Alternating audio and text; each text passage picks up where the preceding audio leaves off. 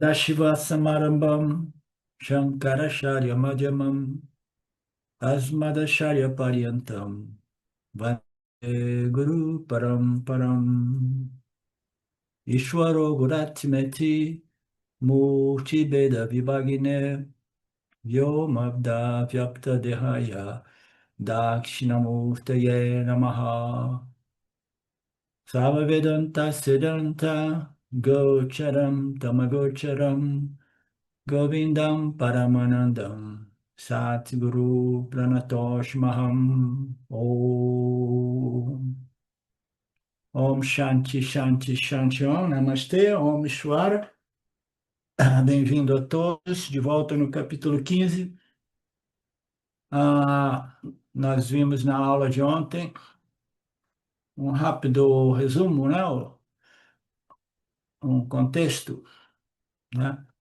A parte mais relevante. Nós estamos vendo aqui aquela analogia linda, maravilhosa da árvore, a árvore figueira, né? A figueira sagrada da Índia, né? Que é uma árvore enorme, comparada com a árvore mística do Samsara, né? Como nós sabemos, existem diversas analogias a respeito do Samsara. Uma delas é o oceano, outra delas é uma floresta muito densa, e essa aqui é uma árvore muito vasta, muito grande, né? Com diversas características, né? Então, nós vimos essa análise de 10 fatores ou comuns, características, né, analogicamente, né, comparativamente, comuns a essa árvore, uma figueira, e projetando ela para o mundo místico espiritual, nós criamos, né, essa construção de um samsara representado por uma árvore mística, cujas raízes estão voltadas para cima, significando, simbolizando o mais sutil do sutil, a causa da árvore. A causa da árvore é invisível, a árvore física, a raiz fica invisível aos nossos olhos, porque fica debaixo da terra, a gente não sabe nem mesmo as direções de suas raízes, né? E a árvore do samsara, e a árvore mística é uma árvore invisível também, porque é o mais sutil do sutil. A causa da manifestação é sempre algo extremamente sutil, tá? Então, a manifestação do universo, ela vem do causal, passando pelo sutil até grossificar e materializar o mundo físico material, né? Então, nós vimos esses aspectos dessa comparação, né? E o último aspecto que nós vimos ontem, né? Era o aspecto relevante aos ramos. Nós vimos as folhas, né, representando a seção dos Vedas que estimula o indivíduo a colocar muitas ações. Ações podem ser ritualísticas, cerimoniais, ações para invocar o Senhor, ou para agradar o Senhor, ou para tentar, né, obter simpatia do Senhor, todas essas coisas, né? E existem também ações mundanas que podem ser convertidas em ações espirituais, que é a situação do Karma Yoga, como apresentado pelas escrituras do Vedanta. Então, o Karma Yoga nada mais é do que uma conversão de todas as nossas ações mundanas em sadhanas espirituais, mas como assim? As ações são as mesmas, mas você está fazendo ela de uma perspectiva, né, de compreensão que te permite, né, receber o seu parábola, receber o seu karma circunstancial, sabendo que ele é ligado, né, ligado às suas atitudes, palavras e ações, não só de hoje, mas de ontem, não só desta vida, mas de vidas passadas.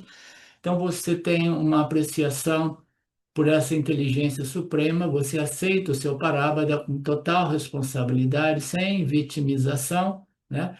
E com espírito de agradecimento pela oportunidade. Então, você recebe como praçada, como uma presente, um doce, um presente do Senhor, uma possibilidade de reconectar esses pontos entre minhas atitudes, palavras e ações e o que eu estou colhendo nos dias de hoje. Aí eu posso tentar reorganizar a minha vida, redirecionar a minha vida de modo que eu possa colher frutos melhores no futuro, tá? Então, o Karma Yoga, ele tem esses dois aspectos. Você aceita o que vem, né, sobre a compreensão dessas leis desenhadas sob medida, né, sem jamais cometer um erro, sem nenhuma vitimização, com espírito de gratidão pela oportunidade, né, recebendo tudo com um coração alegre e feliz, recebendo tanto o amor quanto a dor, tanto os prazeres quanto os desprazeres da vida, sabendo que a vida é assim, o sistema Ishvara é assim, punha-papa sendo processado, punha-papa sendo colhido, né?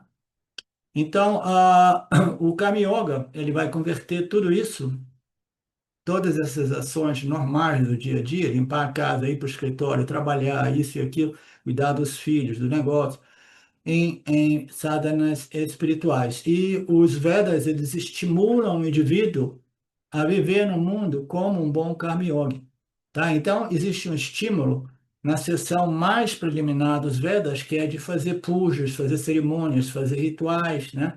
Fazer tudo aquilo, né?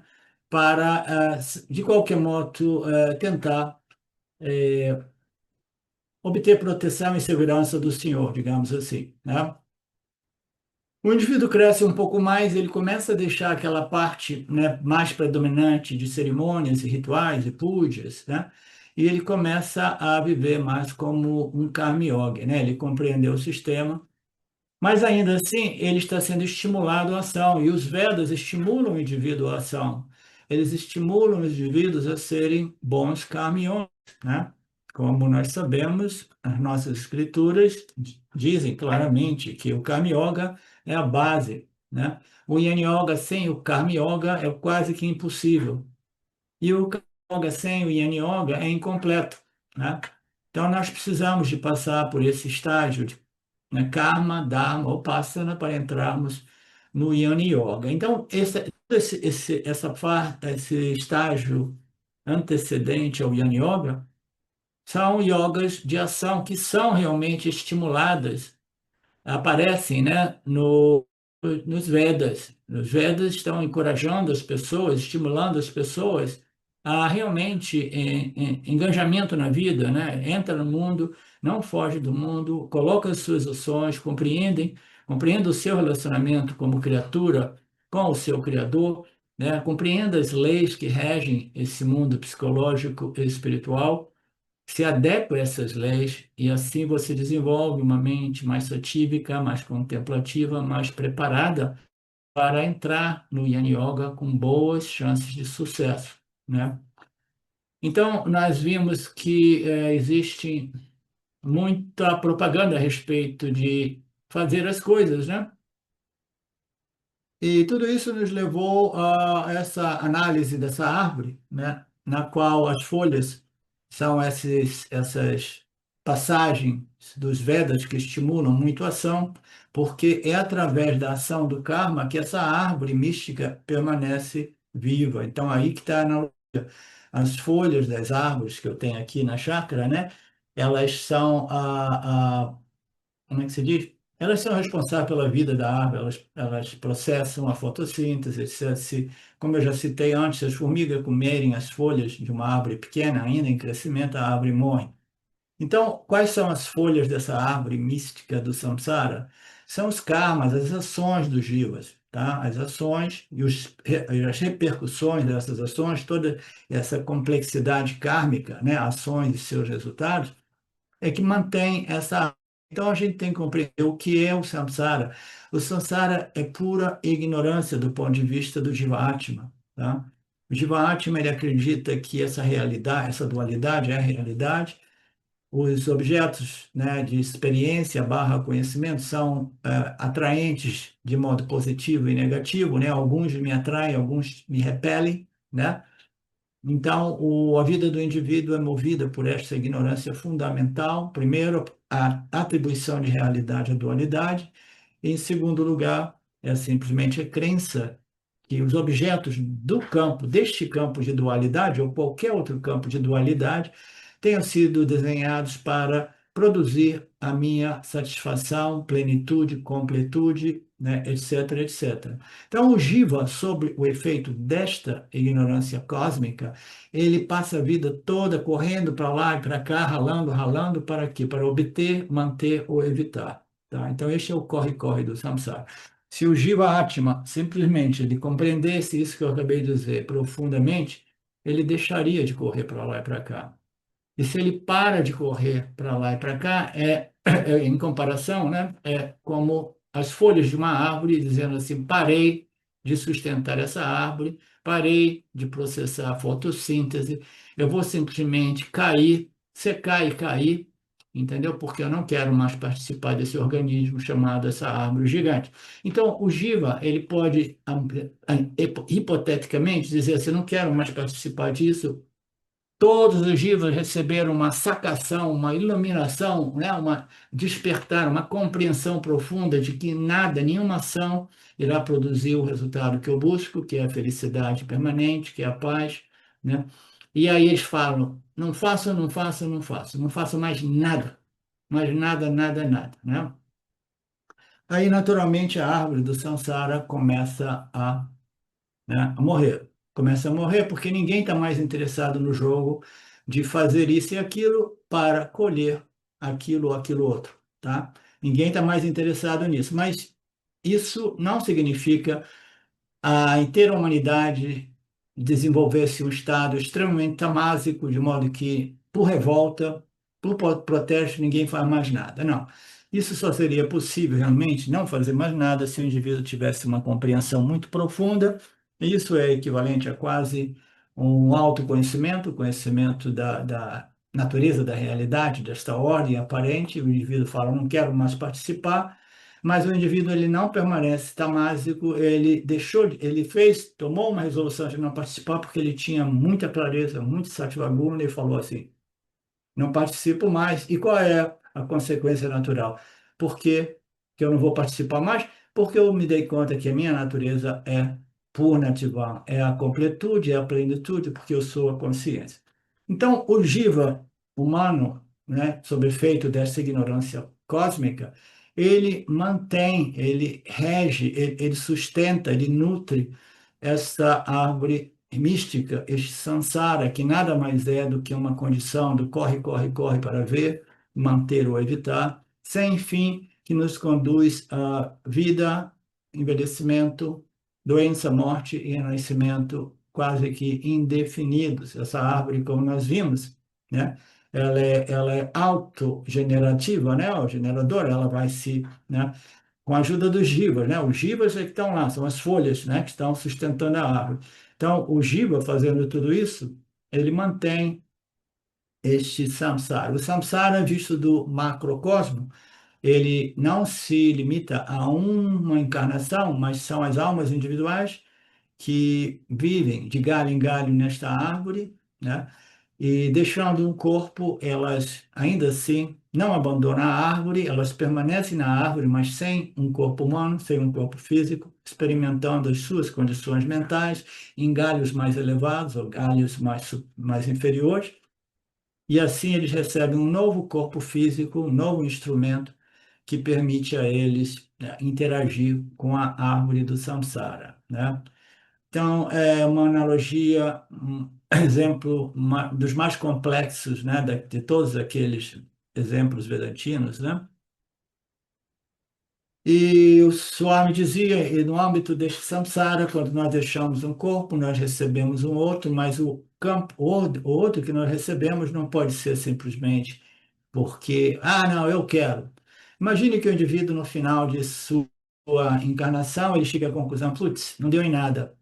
Eu obtive sucessos e fracassos, e no final das contas, eu estou deixando esse mundo ainda com um senso de incompletude, insatisfação e perturbação mental e emocional, né? Então, o indivíduo deixando, ele pode fazer uma declaração para si, e se tornando, né, quase que instantaneamente uma pessoa religiosa, espiritual, ela vai dizer assim, porque muita gente chegando perto da morte começa a se tornar mais religioso, fica com medo do desconhecido, né? O indivíduo fala assim, não, não, não, não, agora o que eu quero mesmo, eu quero voltar aqui, mas eu quero voltar aqui com um desejo pelo conhecimento espiritual, religioso, espiritual, e eu quero também o autoconhecimento e a libertação do samsara. O indivíduo falou isso ah, é, devido a uma frustração momentânea, tá? Mas esses pedidos, eles não podem simplesmente enganar o sistema Ishvara, porque Ishvara vê a intenção, aquilo que de real existe por trás das palavras superficiais. Da boca para fora, você pode dizer o que você quer a Ishvara, é como muitas pessoas dizendo, eu quero moksha, eu quero moksha, eu quero moksha, eu quero moksha. Eu conheço dezenas ou centenas de pessoas que dizem, eu quero moksha, mas a pessoa vive uma vida dividida, né? Fundamentalmente as pessoas querem o samsara, querem o samsara, querem o samsara, né? Mas aí aqui e ali elas dizem, a nível mais superficial, eu quero autoconhecimento e moksha, né? Então, eu estou morrendo, o que que eu quero? Eu quero, na próxima vida, eu não vou vacilar, não vou me distrair, não vou me dispersar, eu vou simplesmente permanecer focado porque eu quero moksha. Mas Ishvara faz uma leitura precisa, né, da mente inconsciente, das intenções por trás das palavras, né, e vai dizer assim, não, o que você quer mesmo é samsara, eu vou te dar mais samsara, na próxima encarnação. Você não saiu dessa encarnação realmente mais elevado espiritualmente, em termos de conhecimento espiritual. Você saiu ainda desejando o samsara, mas no momento de frustração você diz, eu quero um moksha, mas eu sei o que você quer, porque eu sei isso mais do que você, porque a mente consciente humana é somente o topo de um iceberg. A maior parte da nossa mente é depositada no inconsciente, no subconsciente, no inconsciente. Então a leitura de Shwara é perfeita, né? E nós temos o livre-arbítrio, nossas ações são demonstrações daquilo que a gente realmente quer, não as nossas palavras. Palavras precisam ser conformadas, harmonizadas com as nossas ações. O meu conhecimento, as minhas palavras e as minhas ações precisam estar integradas, harmonizadas. Eu não posso saber alguma coisa, dizer outras coisas e fazer coisas ainda completamente diferentes daquilo que eu sei e que eu disse, tá? A harmonização e integração de tudo isso, né? A Ishvara nos concede um outro nascimento, né? As pessoas satíficas sobem um pouco, né? Recebem condições mais favoráveis para o desenvolvimento espiritual. As pessoas mais tamásicas, elas talvez recebam um nascimento inferior, né? Tudo isso vai depender da natureza, da nossa personalidade única, assim por dizer, né? Se nós temos uma personalidade mais satírica, mais tamásica ou mais rajásica. Então, o Swami apresentou um conceito muito bacana. Os brotos são os objetos dos sentidos. Então, cada árvore, né, ela vai se desenvolvendo do ponto de vista da árvore, né, da árvore mística. Os órgãos dos sentidos representam os brotinhos da nossa árvore figueira, né? Os brotinhos, eles aparecem como um brotinho no início, né?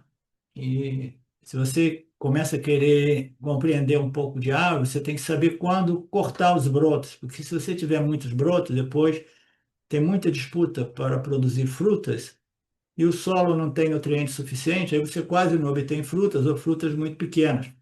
Então, os brotinhos, eles vão se tornar galhos, tá? Então, no início são os brotos. Os brotos são comparáveis aos órgãos dos sentidos, né? São os objetos dos sentidos. Os objetos sentidos, como nós sabemos, eles irão se conectar, eles vão ser capturados pelos, pelos instrumentos do sentido, ok? O broto é chamado broto porque ele brota. Ok, deixa eu pegar o fio aqui. Então, o ponto aqui é que nós temos a árvore do samsara que desenvolve esses brotos.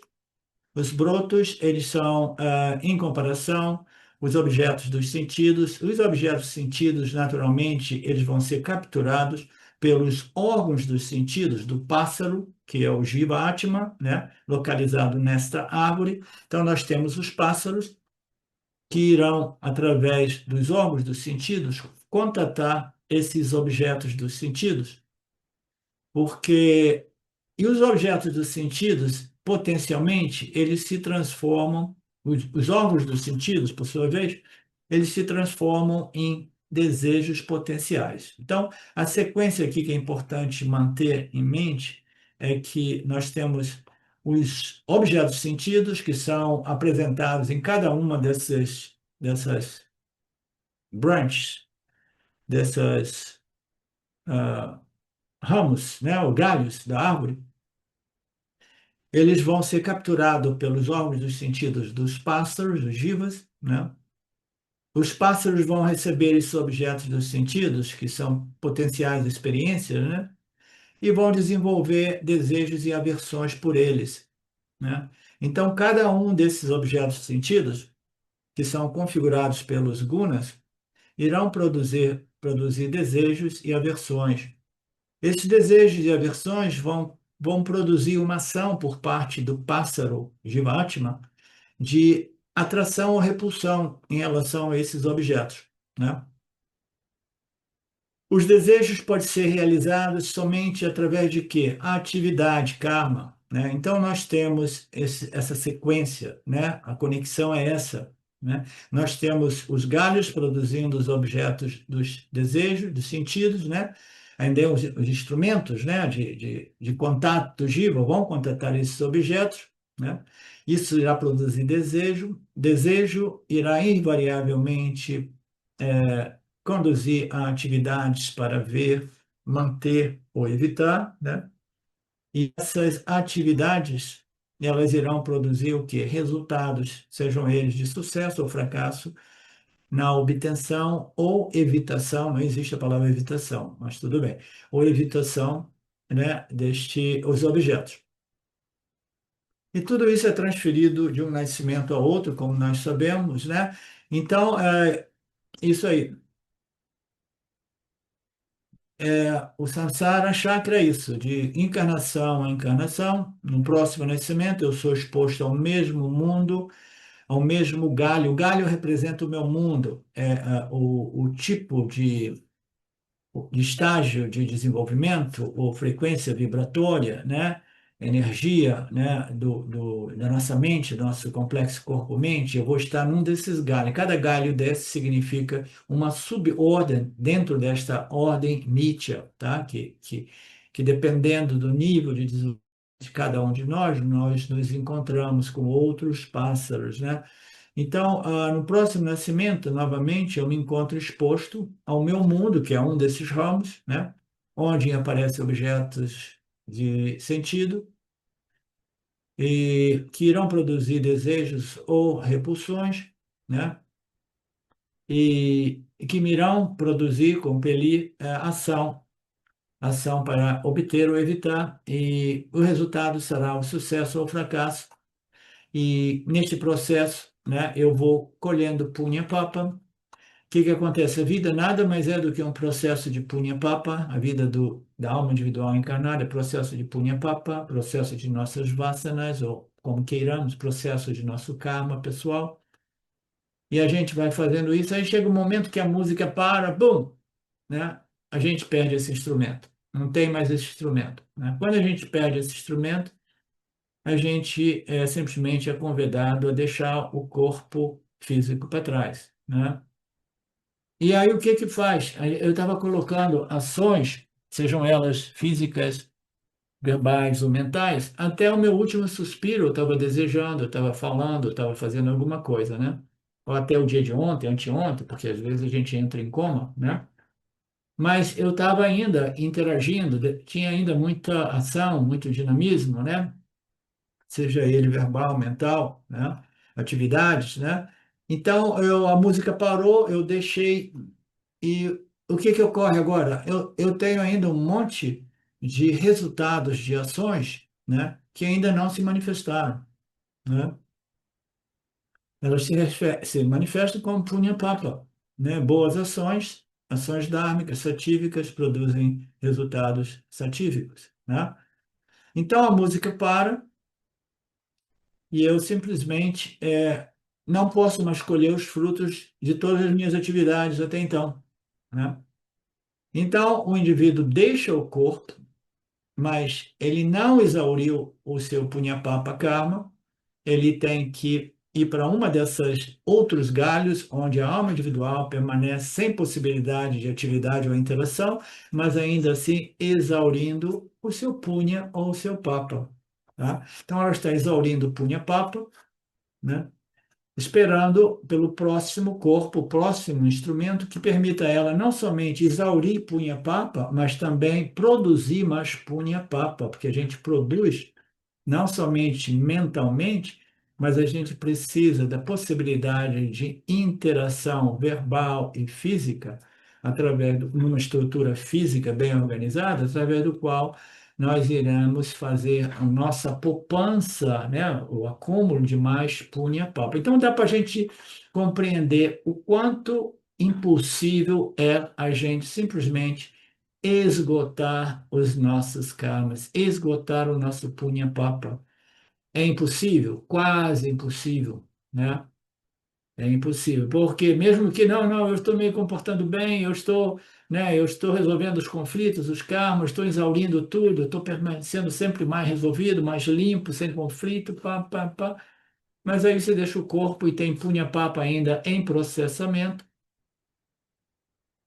e você é convidado a esgotar algumas desses punha-papas sem o seu corpo, e depois disso você é convidado a voltar para produzir mais punha-papa. Você não precisa nem ser persuadido para voltar para produzir mais punha-papa.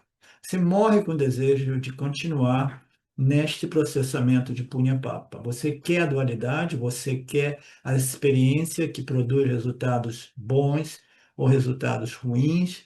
A ignorância nos compele a querer o sofrimento inerente à árvore do samsara, tá? Então, essa é a conexão importante. Dos objetos do desejo para a ação produz punya-papa, que são resultados méritos e deméritos, e isso é transferido para o próximo sharira, o próximo nascimento, o próximo corpo. Por quê? A gente morre com uma carga enorme ainda de punya-papa não processados. Os punya-papas não processados são chamados tecnicamente de santita karmas.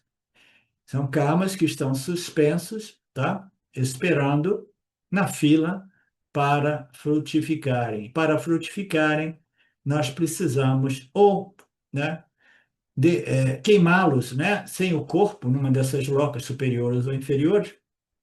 Você vai queimar karma positivo também. Mas como assim? Não, você vai queimar eles, porque você juntou 500, 100 mil reais. Aí agora o sonho da sua vida é fazer uma viagem em torno ao planeta.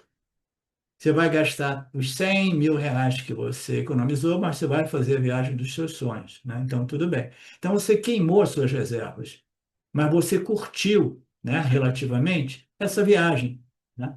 Do mesmo modo, você vai queimar as suas reservas punha espirituais, sem o corpo, numa dessas locas superiores, e depois você vai ficar de bolso vazio de novo.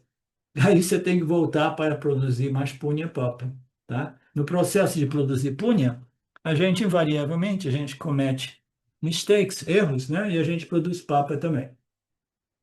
O papa produz a dor e o punha produz a satisfação, né? E a alegria.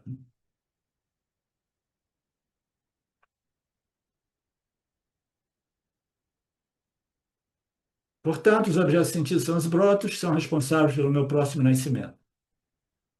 O caminho é sempre o mesmo dos objetos de desejo, dos objetos, né, que aparecem, obtidos através dos meus canais sensoriais, né, dos meus aparatos sensorial, os cinco sentidos, vão produzir uma atração e uma repulsão, e isso vai provocar a atividade ou ação. A atividade da ação produzirá resultados, resultados serão bons ou ruins, e esse tudo vai eternamente. Essa é a roda do samsara. Nós temos que compreender a roda do samsara, nada mais é do que isso, entendeu? Então, não é que a gente tem que esperar até o último suspiro para compreender essa roda do samsara, né? Cada momento nós estamos produzindo Punya Papa e nós estamos, como atores, como carta, aqueles que colocam as ações ou apresentam as suas respostas aos estímulos que são os nossos parabada karmas, né? Os nossos karmas circunstanciais, como carta, né? Nós apresentamos as nossas ações, né? E as nossas ações, elas irão produzir resultados, né? Então, como carta, eu coloco ações na tentativa de colocar ações em harmonia com o campo dármico para colher frutos positivos, né? Então, o que eu estava dizendo é que a gente não precisa esperar para o último suspiro. Em cada momento de nossas vidas, nós estamos respondendo como cartas, como bhaktas, né? Aquele o aspecto da personalidade do Jivatma, que é capaz de responder aos estímulos através do exercício de suas escolhas, do seu livre-arbítrio, né? E a gente faz isso, né? Como cartas, e quando a gente recebe, é o aspecto da nossa personalidade que recebe o destino, recebe o nosso parábada, e no recebimento também nós precisamos dessa compreensão religiosa, espiritual, que nos permita receber tudo isso com equilíbrio, com força, com sabedoria, compreendendo o sistema Ishvara, né? Então, nós estamos sempre processando Punya Papa. Quando arriva um karma muito adverso, né? Quando chega um karma muito adverso, a nossa sabedoria nos permite simplesmente dizer: ok, que bom, agora eu vou esgotar um pouco de Papa. Hum, Agora eu vou esgotar um pouco de Papa. Hum. Aí, de repente, acontece uma coisa maravilhosa, isso e aquilo. Oh, que interessante. Ah, mas eu fico meio triste porque eu estou esgotando um pouco de punha. A minha poupança vai cair, porque agora eu vou curtir um pouco de punha, né? Então, o processo é sempre esse, tá? É sempre produzindo e exaurindo punha papa. Produzindo punha papa como o carta, e exaurindo punha papa como o bokta. Você entende, Alexandre?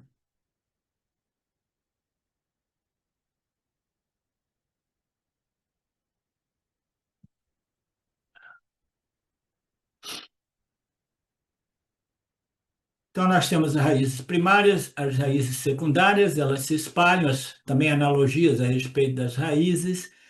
As raízes, as raízes secundárias, elas se espalham para todas as partes. A raiz primária é aquela totalmente invisível, é a causa mais fundamental da árvore do samsara, que é o símbolo para a projeção deste cosmos aparente, né? Então, nós temos a árvore a raiz mais fundamental, que é absolutamente invisível, né? A causa, ela representa a Ishwara, o Maya Ishwara, né? Mas existem raízes que se espalham para baixo também, tá? Então, nós temos raízes aqui, por exemplo, na chácara, tem raízes que elas têm árvores que eu encontrei em diversos lugares, inclusive na Índia, que as raízes sobem e ficam até penduradas nas árvores. Não sei se vocês já viram. Mas aqui nós vemos árvores que as raízes são simplesmente invisíveis, porque elas estão debaixo da terra, né? Mas tem um monte que vem na superfície, viaja pela superfície, você tem que tomar cuidado para não tropeçar e cair, né? Então nós temos raízes, a primária, né? E as raízes secundárias que se espalham por todas as partes, né? Então, são analogias. Essas raízes, elas correspondem ao que nessa analogia? As nossas vasanas, meus gostos e desgostos, raga and dvesha, tá? Porque a árvore precisa ser sustentada por vasanas. As árvores precisam ser sustentadas por ações. Antes nós vimos que essa árvore é sustentada por ações, ações, karmas ritualísticos, isso e aquilo. E agora nós estamos vendo que as árvores precisam ser sustentadas por raízes secundárias. Raízes secundárias são os nossos quereres e não quereres, gostos e desgostos, tá? as nossas vasanas representam as raízes secundárias. Então, essa analogia que foi apresentada aqui só com 10 fatores comuns, segundo Swami Paramarthananda, né? Shankaracharya apresentou dezenas, dezenas ou centenas de comparações de fatores, né, de características comuns ao samsara que nós experimentamos e essa árvore mística, tá? Então, as nossas tendências a querer o que eu quero e não querer o que eu quero é que mantém a árvore de samsara viva, são as raízes secundárias, de novo.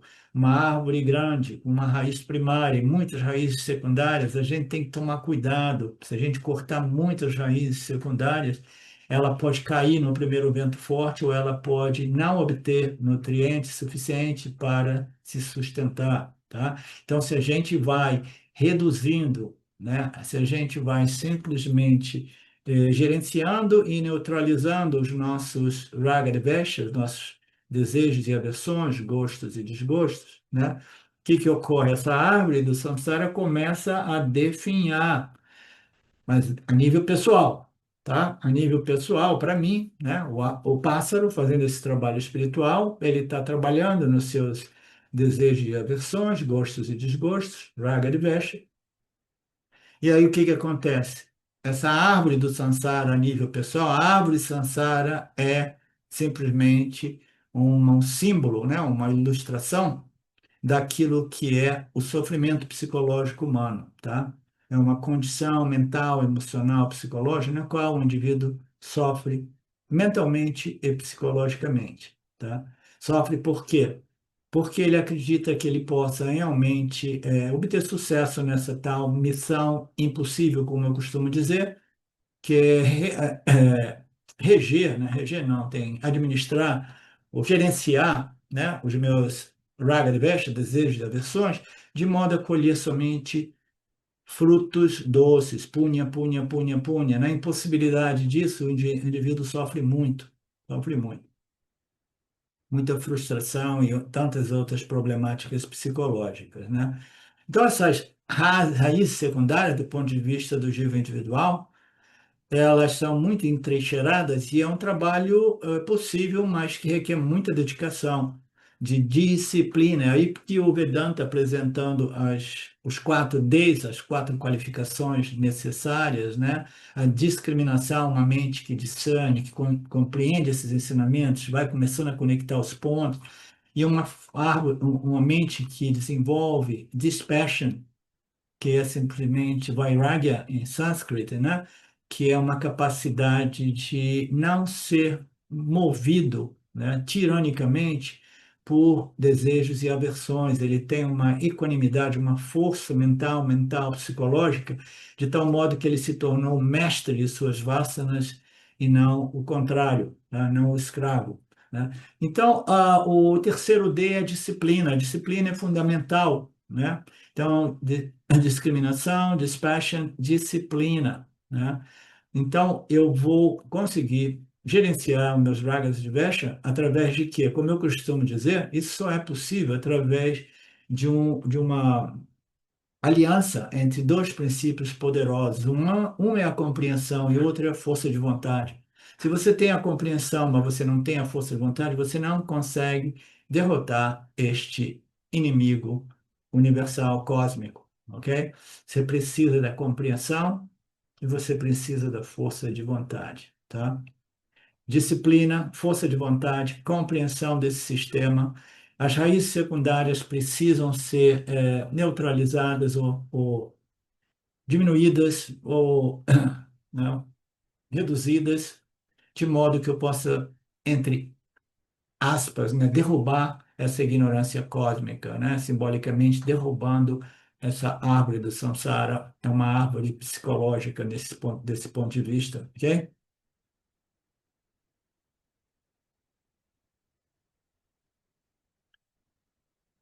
Ok.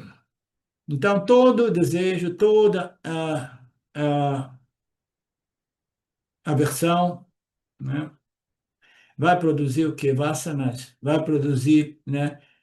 classificações de que eu quero, não quero, eu gosto, não gosto, né? Então, essa categorização de raga e vexa, objetos de desejo, aversão, é processada todo o tempo nós estamos projetando, muitas vezes sem entrar em contato com um objeto né, de experiência, a gente, de longe, a gente já projeta alguma coisa e diz assim, não, isso eu não quero, isso eu não gosto, né? Conheço pessoas que dizem, eu não gosto, não quero, não gosto, sem mesmo ter compreendido do que se trata, né? Então, essa classificação, categorização de que eu quero, não quero, eu gosto, não gosto, desejo, aversão, ela ocorre subconscientemente o tempo todo. E, como resultado, a gente vai ficar tiranicamente governado por essas classificações, essas categorizações de que eu quero ou não quero, eu gosto ou não gosto. Quando eu considero uma coisa que eu gosto, eu quero obter o que eu gosto. Eu considero ela favorável à minha felicidade e segurança. E aí eu tenho que correr para ver. Então, o Raghadevesha, ele produz Pravritti e Nivriti, ok? Que é o correr atrás ou fugir para evitar, tá? Nivriti é você foge para evitar, você rejeita e o Pravritti é o correr atrás. Persecução, rejeição, né? É aquela história da condição psicológica do samsari, correndo atrás de coisas para ver, correndo de coisas que você quer evitar e ainda por cima ralando para tentar manter o que você obteve e manter o que você já conseguiu evitar até então, mas pode entrar pela porta da cozinha sempre, né? Você, não, consegui evitar isso, babá, mas pode entrar pela janela do banheiro, né? Então, a vida do Sansari não é fácil. O indivíduo é compelido a muitas ações para ver e evitar. E esses karmas, eles produzem repercussões ou resultados. Resultados são bons ou ruins, meritório ou demeritório. E tudo isso é sem fim. No final das contas, na idade mais avançada ou com uma morte prematura, nós deixamos esse mundo físico, esse corpo físico, com uma carga enorme de punha-papa. É natural que seja assim, nós já vimos que a gente não consegue esgotar na vida. Como é que a gente vai esgotar a punha-papa? Né? Realmente esgotar? Que as escrituras dizem que nem mesmo indo para locos superiores e inferiores, a gente esgota completamente punha-papa. Tá? A gente esgota parcialmente e aí depois a gente retorna, né, num desses galhos, obtendo um desses corpos para dar continuidade a esse processo de Punya-Papa, né? Processamento de vasanas, de karmas, de raga e vesha. Então só existe um modo da gente realmente esgotar Punya-Papa. E quem é que gostaria de dar essa resposta? Qual é esse único modo?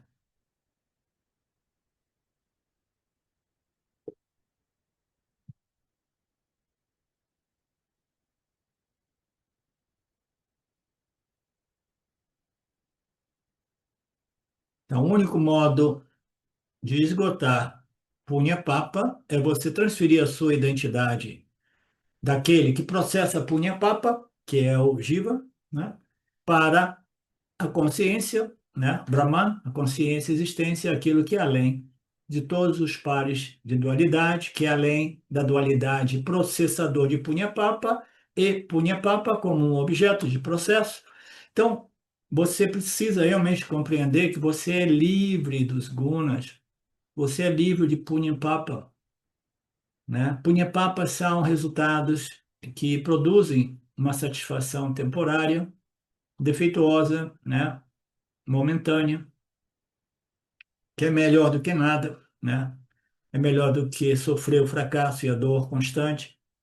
Mas o punha, mesmo o punha, ele vem com tanto defeito que imediatamente você consegue já experimentar uma, uma dor sutil, derivada da compreensão de que ele vai escorregar e vai fugir do seu controle, aquela situação favorável, aquele punha favorável, né? Então, a única possibilidade é nós compreendermos, eu não sou o Jivatma que vem ao mundo para processar karma, que se identifica com o meu Parabada Karma, o meu Santita Karma, o meu Ami Karma. Eu não sou essa entidade projetada, eu sou o pano de fundo, eu sou a consciência que ilumina tudo, tá? Então, quando eu faço isso, o processamento de Punya Papa continua do ponto de vista do corpo-mente daquele que compreendeu eu sou Gunachita, eu sou além dos gunas, né? Eu sou além de Punya Papa, eu sou além dos desejos e dos medos, né? Então, o indivíduo que compreendeu isso, né, ele simplesmente ele observa Punya Papa se manifestar em relação ao seu corpo-mente, mas sem nenhuma identificação com aquele Parabada Karma. O exemplo mais relevante, típico e recente que eu gosto de apresentar é o exemplo dos dois gurus que me inspiraram, né, tremendamente no meu processo, que foi Nisargadatta Maharaj e Ramana Maharaj, antes de eu entrar em contato com o Vedanta, né? Ambos morreram, eh, tiveram um processo de deixar o corpo de morte dolorosa com dois tipos de cânceres, né? E ainda assim, eles não tinham nenhuma identificação com aquele Papa Karma, né? Os discípulos, os devotos ficaram meio confusos. Como é possível uma pessoa tão maravilhosa, o nosso guru, o nosso mestre perfeito, como é que ele recebe um karma desse tipo, né? Como é que pode acontecer isso, né? E aí um monte daquelas pessoas sem nenhuma compreensão realmente do sistema Ishvara começaram a viajar do mesmo modo, né? Que digamos assim, algumas escritas do cristianismo, né, apresentam o conceito de que Jesus é simplesmente um avatar, é uma encarnação do divino, né? Ele morreu na cruz para, né, simplesmente pagar pelos nossos papas, né? Então, eles começaram a dizer isso de Ramana Maharshi. Não, ele obteve esse câncer para pagar os nossos pecados. A nossa incapacidade de compreender os ensinamentos produziram o câncer no Ramana Maharshi, no nosso grande mestre, no nosso grande Bhagavan, né? Não, não teve nenhum câncer realmente acontecendo para Ramana Maharshi, nenhum câncer aconteceu realmente para Nisargadatta Maharaj. Aquilo aconteceu para o corpo deles, tá? Eles permaneceram antes, durante e através sempre identificados com a sua real identidade, natureza, como a consciência, esse princípio testemunha que testemunha o esgotamento de um parábodo a nível físico, mas jamais se identificando, eu estou sofrendo um câncer, né? Não, o corpo está recebendo um paráboda, que é um câncer terminal, tanto é que ambos não fizeram nenhum tratamento, os discípulos insistiam, eles diziam, não, deixem ao corpo aquilo que pertence ao corpo. Eu sou a consciência, eu sou Brahman, o princípio testemunha livre e independente do corpo, né? São palavras poderosas, potentes, que raros indivíduos conseguem compreender.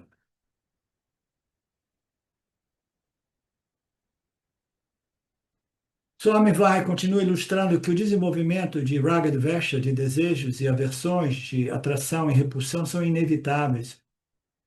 Swami gosta de assistir cricket e tênis. Ele gosta de esporte, ele gosta de diversas outras coisas. Ele é um sannyasi diferente. O Swami é um sannyasi muito diferente. Por quê? Ele foi parte de uma instituição, é parte de uma sampradaya, de uma instituição vedântica, né? Mas ainda assim, ele não permaneceu parte de um ashram, de uma estrutura, uma organização, por muito tempo. Ele falou: eu não quero fazer parte de instituição, organização alguma, tá? Eu quero simplesmente ser livre para compartilhar esses ensinamentos. Então, na época, ele apresentou isso para Dayananda, segundo aquilo que eu fiquei sabendo. E o Dayananda falou assim: tudo bem, se você quer realmente, né? Porque ele estava sendo convidado a assumir um aspecto, né? Desse movimento de Dayananda, né? Que ocorreu organicamente, né? Só ele, com tantos ashrams, com tantos centros, né? Ele falou: não, não, eu não gosto de nada disso, eu não gosto de organizações, eu só gosto de ensinar. Então, tudo bem, volta lá para Chennai, né? E, e ensina lá com o seu, porque ele era de Chennai, né? Ensina lá para o seu pessoal. Então, ele viveu um período de tempo no ashram, fazendo parte de uma estrutura, e depois saiu fora e começou a viver na cidade, não exatamente como um grihasta, como um homem de negócio, de família, mas ainda assim vivendo no mundo, em contato com pessoas do mundo. Se ele tivesse vivido no ashram, ele jamais teria desenvolvido uma vassana por cricket e tênis. Só um exemplo simples, entendeu? Ele desenvolveu uma vassana por cricket e tênis porque ele não era realmente um sannyasi vivendo no sannyasi ashram, né? Então, ele tem muitas compreensões a respeito da vida de um grihasta, porque ele ficou mais ou menos no meio, né?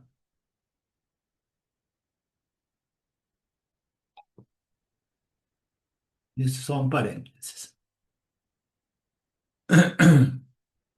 Só me disse, se você for assistir um jogo de tênis, mesmo que não seja a Índia jogando, imediatamente você vai desenvolver uma simpatia por um dos lados e começa a apoiar ou torcer por um deles. É tão verdadeiro, né?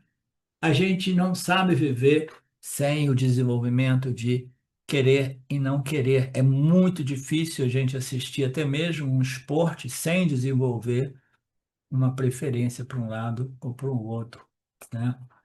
Ele fala é quase que inevitável. Você desenvolve Raga Devesh até mesmo assistindo um jogo de tênis, né?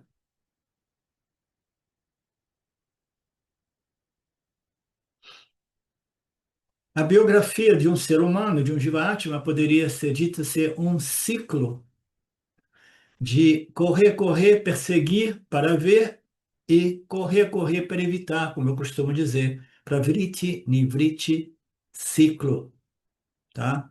É nada mais é do que isso. Fazer esforço para obter, fazer esforço para evitar e esforço para manter um status quo que seja favorável aos meus quereres e não quereres. E no final de tudo isso vem o ponto final, que é a morte. Aí você pensa que acabou o jogo? Não. Você deixa o corpo, se encontra num outro galho, desfrutando o punha-papa sem a possibilidade de produzir mais reservas ou poupanças.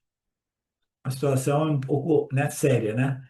Porque você, sem a possibilidade de uma estrutura física e um corpo físico para interagir e agir e produzir punha-papa, você pode dizer, não, maravilha, porque eu vou subir, aí eu vou ficar só curtindo Punha, né? Experiências maravilhosas, celestiais, né? Beleza, então tudo bem. Mas imagina se você, depois de esgotar um pouco de Punha, você começa a experimentar muito papa, muita dor, muito sofrimento, etc, etc. Aí você teve uma compreensão, putz, eu tô aqui, eu tô experimentando muita dor. Isso aqui tá virando um pesadelo. Antes parecia um sonho bacana, né?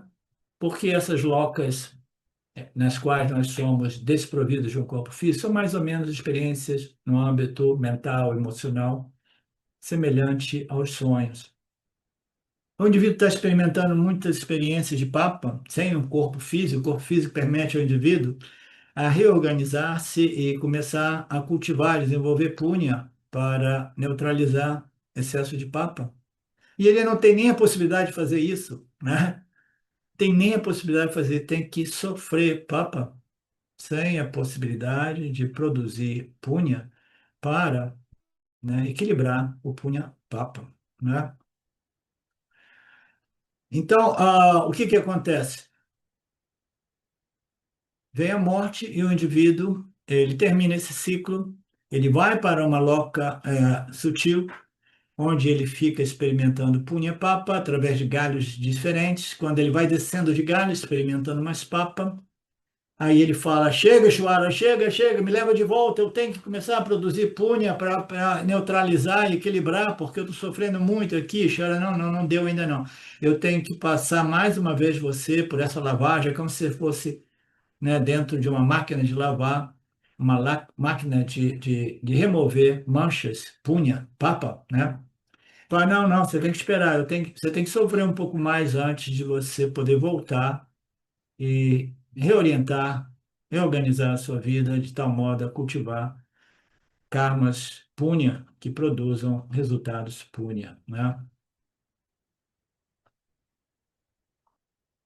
Este mundo, Mitya, é como uma roda gigante enorme. Você entra nela movido por essa ignorância cósmica. Você é mantido nela desfrutando de todos esses níveis, né? Que a roda vai subindo e descendo, subindo e descendo. Algumas delas são enormes de fazer medo quando você está lá em cima. Agora imagine que seja uma roda que não para. As pessoas aparecem dentro delas, sentadinho, bonitinho nessa roda gigante, e o motor jamais se desliga. O motor é Maya. Ishvara, os pranas, ele vai mover tudo isso dinamicamente e você não tem modo de pedir, por favor, pare essa roda, porque eu quero descer. Não, não pode descer, né? Você vai indo, vai indo, vai indo, e até que você perde o seu instrumento de experiência, mas a roda continua indefinidamente e você vai aparecer de novo nessa roda gigante, nesse carrossel, né? Mas a boa notícia é que existe sim um modo de gente abandonar essa roda gigante, esse carrossel gigante, né? Mas jamais imaginando que Maheshwara vão simplesmente parar, né? Lá no interruptor, parar o motor, né? O motor de Maya, pem, aí pá. Agora aqui, aqueles de vocês que não gostaram da viagem do Sansara, por favor, desçam no carrossel.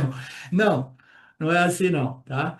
Se você quiser deixar o carrossel, você tem que pular fora com muita coragem, né? Pular fora mesmo, tá?